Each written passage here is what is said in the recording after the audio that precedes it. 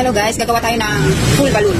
Gagamitin nila to sa full balloon kanda hanggang para sa buwan ng hika. Hello guys, tutupitan mo ng 60 inch. Ito, 60 inch. Ayan, tapos itinupin ko siya. Ayan, pinagano ko. Full balloon to. Ayan, tapos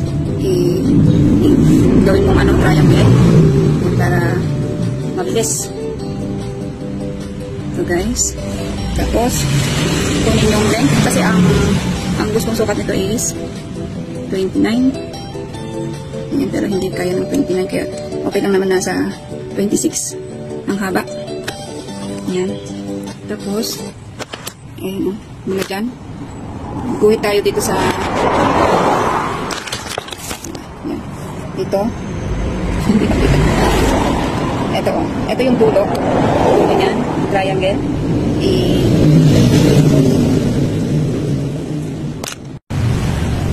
Ganyan lang.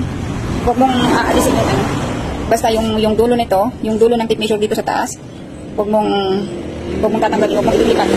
Ganyan lang para makuha mo yung saktong sukat niya, para maganda yung balon niya. Makuha mo yung saktong sukat sa baba niya. Kasi pag hindi mo inayos yung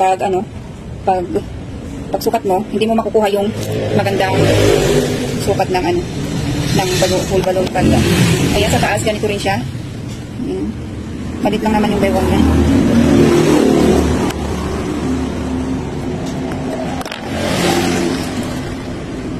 Tayo pa isa lang para pag magputing tayo, hindi lilipat yung tela. Puntingin na natin.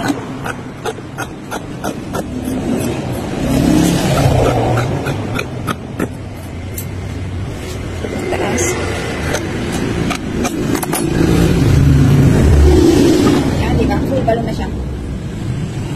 Walang cut. Ayan. Ito na yung ating palda. Natahian ko na lang. Pero ako magpapaha para dagdag yung length niya.